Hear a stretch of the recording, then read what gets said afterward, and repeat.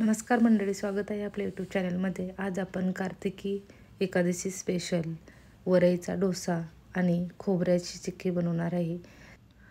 चला तर मग वेळ न घालवता लगेच रेसिपीला सुरुवात करूया। सर्वात प्रथम आपण येथे वरईचा डोसा बनवणार आहे।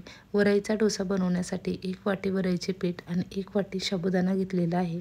हा 3 ते 4 तास आपल्याला पाण्यामध्ये भिजून घ्यायचा आहे। 3 ते 4 तासानंतर याचे आपल्याला मिक्सरमधून बारीक पीठ तयार करून घ्यायचे आहे। मिक्सरमध्ये दळताना थोडे पाणी कमी टाकलेले असल्यामुळे आपण पुन्हा यामध्ये पाणी टाकतो। जसं आपण नॉर्मल डोसा बनवतो तसा डोसा आपल्याला याचा बनवून घ्यायचा आहे। हे पहा, एकदम व्यवस्थित असे याचे पीठ तयार झालेले आहे। आता आपल्याला तव्यामध्ये थोडेसे तूप टाकून त्यावरती हा डोसा स्प्रेड करून घ्यायचा आहे। सिंपल डोसा आपण जसा बनवतो सेम त्याच पद्धतीने आपल्याला हा बनवून घ्यायचा आहे। 1 मिनिटभर एक बाजू आपल्याला याची छान शेकून घ्यायची आहे। डोसा कडा छान सोडू लागला की आपल्याला याची दुसरी बाजू उलटी करून घ्यायची आहे। गॅसची फ्लेम मीडियम हीटवर ठेवायची आहे, जेणेकरून आपला डोसा छान व्यवस्थित भाजला जातो। हे पहा, या पद्धतीने एकदम मस्त असा आपला पेपर डोसा इथे तयार झालेला आहे। हा पेपर डोसा तुम्ही दह्याबरोबर खाऊ शकता किंवा आपला दुसरा पदार्थ तो म्हणजे सुक्या खोबऱ्याची चिक्की। सुक्या खोबऱ्याची चिक्की बनवण्यासाठी इथे खोबरे मी किसून घेतलेले आहे। हे खोबरे आपल्याला मंद आचेवरती 1, 2 ते 3 मिनिट खरपूस खमंग भाजून घ्यायचे आहे। त्यानंतर जेवढे खोबरे घेतलेले आहे तेवढीच आपल्याला इथे साखर घ्यायची आहे। साखर कढईमध्ये मेल्ट करून घ्यायची आहे। येथे पाण्याचा वापर बिलकुलही करायचा नाही।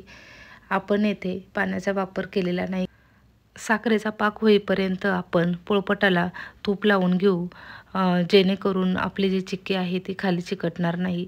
आणि ही प्रोसेस लवकर व्हायची असते, म्हणून पूर्वतयारी म्हणून आपल्याला ही पोळपाटाला किंवा एखाद्या ताटाला तुम्ही येथे हे तूप लावून घेऊ शकता।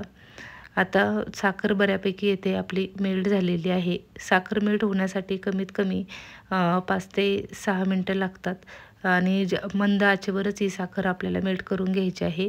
फुल जर गॅस केला तर पाक करपण्याची शक्यता असते।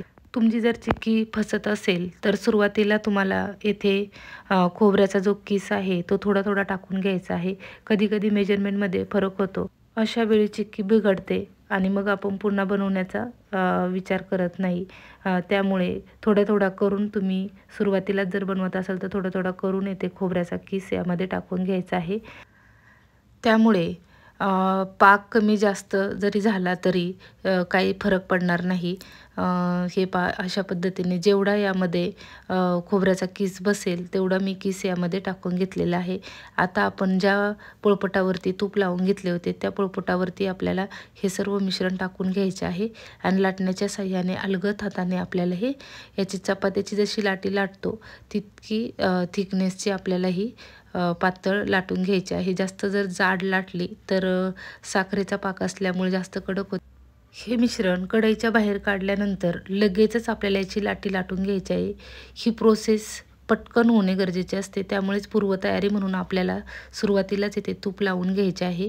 त्यामुळे पटकन आपल्याला लाटी लाटता येते, नाहीतर आपण हळूहळू जर लाटी लाटायला गेलो तर ती घट्ट होते आणि जाड एका जागेवरच राहते, व्यवस्थित लाटता येत नाही।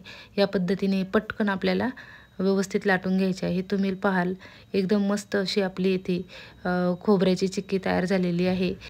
2-3 मिनिटांनी सुकल्यानंतर याची बाजू आपल्याला पलटी करून घ्यायची आहे, जेणेकरून ती खाली चिकटणार नाही। शक्य तूप लावल्यामुळे खाली तर चिकटणारच नाही, परंतु कदाचित व्यवस्थित तूप लागले गेले नाही तर खाली चिकटण्याची शक्यता असते।